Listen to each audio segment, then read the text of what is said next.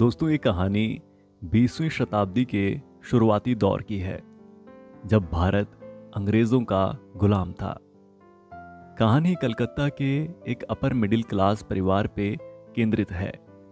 इस परिवार की मुखिया राजलक्ष्मी अपने बेटे महेंद्र के लिए एक रिश्ता लेकर आई है। इस लड़की का नाम विनोदनी है, जो कि राजलक्ष्मी के मायके में रहती है। महेंद्र इस रिश्ते को ये कह के ठुकरा देता है कि उसका अभी शादी करने का मन नहीं है। उस वक्त महेंद्र का बचपन का दोस्त बिहारी भी वहीं पर मौजूद था और बिहारी को राजलक्ष्मी अपने बेटे की ही तरह मानती थी। राजलक्ष्मी जब बिहारी की तरफ इस आस में देखती है कि वो शायद इस रिश्ते के लिए मान जाए, लेकिन वो भी इस बात पर कुछ खास ध्यान नहीं देता। बिहारी और महेंद्र साथ में डॉक्टरी की पढ़ाई कर रहे थे। बिहारी काफी सरल और शालीन स्वभाव का व्यक्ति है। महेंद्र जब इस रिश्ते के लिए हामी नहीं भरता तो विनोदनी की शादी विपिन नाम के लड़के से हो जाती है। शादी के 1 साल के भीतर ही विपिन की मृत्यु हो जाती है और विनोदनी विधवा हो जाती है। ये वो दौर था जब एक विधवा औरत पर समाज कई तरह के प्रतिबंध लगा देता था, जैसे कि वो हमेशा सफेद साड़ी पहन के रहेगी, मांस मछली नहीं खा सकती और श्रृंगार नहीं कर सकती।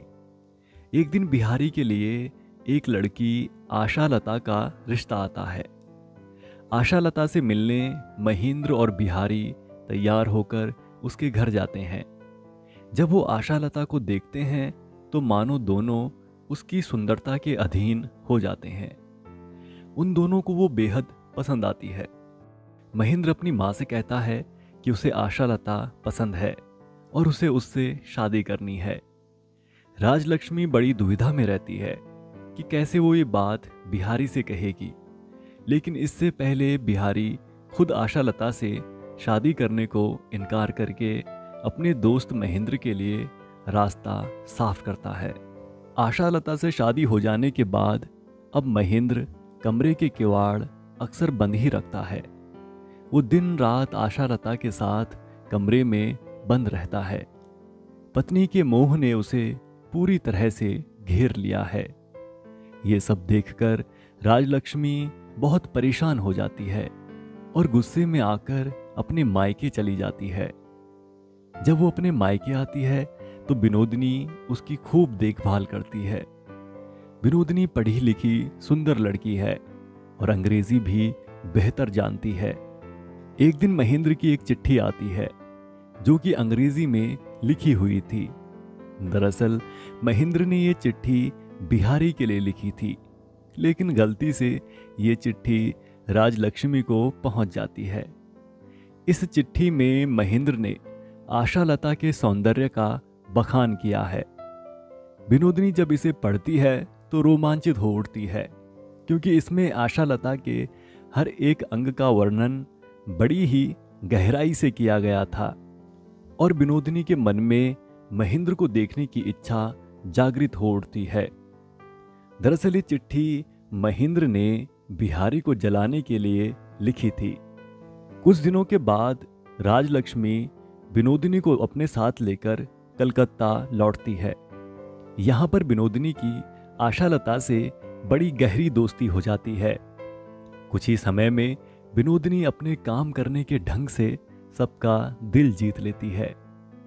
दूसरी तरफ आशा लता दिल की और चेहरे की बड़ी सुंदर है और बहुत भोली भी है, लेकिन वो घर के काम में उतनी अच्छी नहीं है और पढ़ी लिखी भी कम है। विनोदनी को पता है कि महेंद्र ने उसका रिश्ता ठुकराया था। वो सोचती है कि अगर ऐसा ना हुआ होता और महेंद्र से उसकी शादी होती तो आज ये शानो शौकत, ये सुख सुविधाएं उसके पास होती। वो आशा लता को महेंद्र के लायक नहीं समझती, क्योंकि महेंद्र एक पढ़ा लिखा आदमी है, जबकि आशा लता उतनी पढ़ी लिखी नहीं है। वो खुद को आशा लता से ज्यादा लायक समझती है, क्योंकि वो उससे हर चीज में बेहतर है। एक ही घर में रहते हुए महेंद्र और विनोदनी एक दूसरे से बात नहीं करते। एक दिन विनोदनी आशालता के शरीर पे निशान देखती है। फिर आशालता उसे बताती है कि ये निशान महेंद्र की वजह से बने हैं, क्योंकि उसके प्यार करने का तरीका बड़ा कठोर है, जिसे अंग्रेजी में वाइल्ड कहा जा सकता है। ये सब सुनकर विनोदनी के मन में इच्छाएं जागने लगती हैं।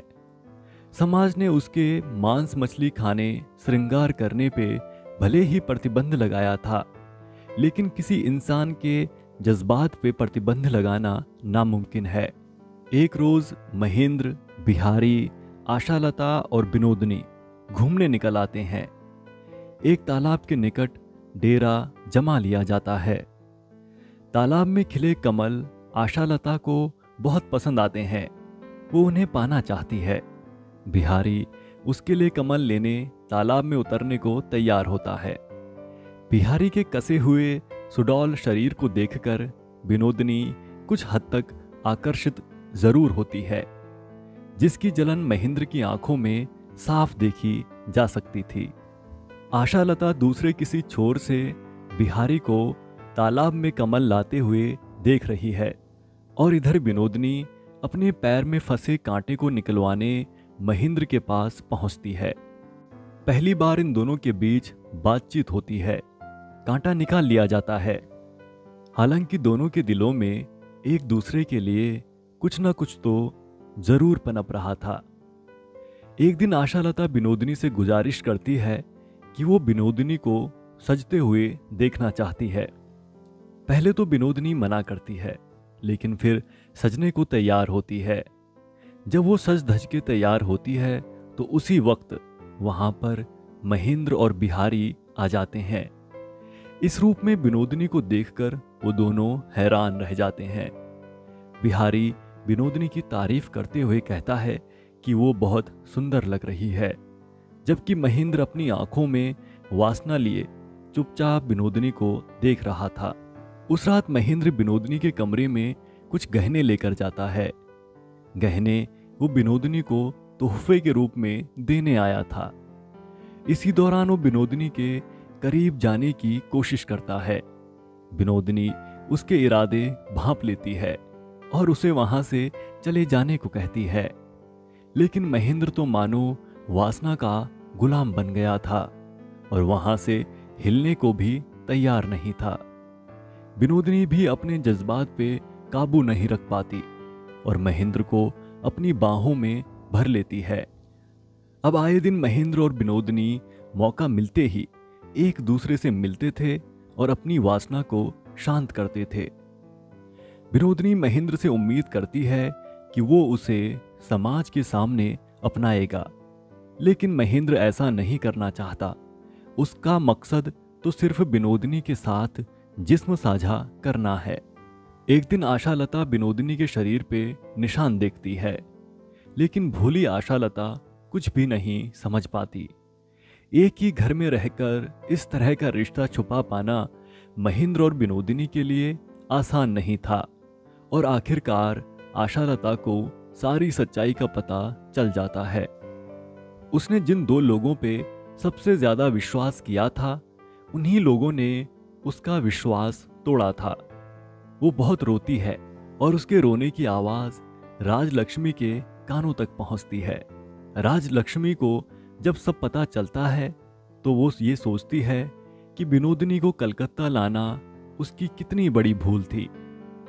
इसके बाद आशालता काशी चली जाती है और सोचती है कि आगे का सारा जीवन वो काशी में ही गुजारेगी। राजलक्ष्मी महेंद्र से कहती है कि या तो वो इस घर में रहेगी या विनोदनी रहेगी। ये सुनकर विनोदनी वहां से चली जाती है। वो बिहारी के पास पहुंचती है। आज उसने वही गहने पहने थे जिन गहनों में देखकर बिहारी ने उसकी तारीफ की थी। वो बिहारी के सामने शादी का प्रस्ताव रखती है, लेकिन बिहारी उससे शादी करने को मना कर देता है। बिहारी के साथ तो मानो हर बार अन्याय ही हुआ था। जब उसकी शादी आशालता से होने वाली थी, तब महेंद्र ने आशालता को अपना बना लिया था, और जब उसे विनोदिनी के प्रति लगाव होने लगा था, तब भी महेंद्र ने विनोदिनी को भी अपना बना लिया था।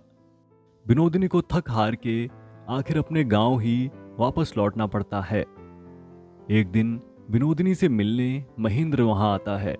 वो विनोदिनी को कहता है कि वो विनोदिनी को अपनाना चाहता है।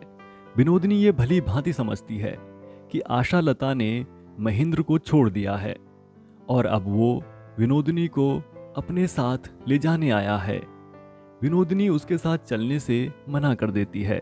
वो कहती है कि उसे बिहारी से मिलना है और शायद हो सकता है कि इस वक्त बिहारी काशी में हो। वो महेंद्र से कहती है कि तुम मुझे काशी ले चलो। महेंद्र अब समझ जाता है कि वो विनोदिनी को भी हार चुका है। वो उसे लेकर काशी पहुंचता है। यहां विनोदिनी आशालता को देखती है। अगले दिन विनोदिनी को बिहारी भी दिख जाता है। बिहारी महेंद्र को बताता है कि राजलक्ष्मी की मृत्यु हो चुकी है और आशालता यहीं काशी में है और वो प्रेग्नेंट है। ये सुनते ही महेंद्र आशालता को काशी से कलकत्ता लेकर चला जाता है। बिहारी जब विनोदिनी से मिलता है तो कहता है कि वो उससे शादी करना चाहता है और कल वो दोनों शादी करेंगे। अगली सुबह जब वो विनोदिनी से मिलने आता है तो देखता है कि विनोदिनी वहां नहीं है। वो 2 चिट्ठियां छोड़ के गई थी, एक बिहारी के लिए और एक आशालता के लिए। वो आशालता के लिए लिखती है कि वो जब कलकत्ता आई तो आशालता ने उसे बहन के रूप में स्वीकार किया।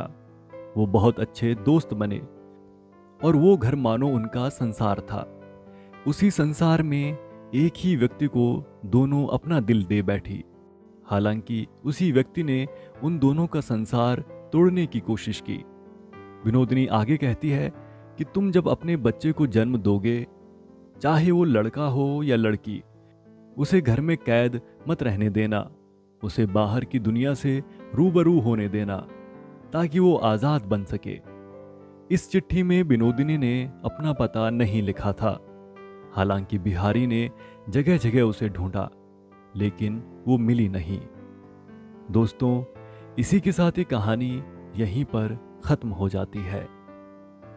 दोस्तों, अगर आपको हमारी ये वीडियो पसंद आई हो तो आप वीडियो को लाइक कर सकते हैं। साथ ही आप हमारे चैनल को भी सब्सक्राइब कर सकते हैं। धन्यवाद।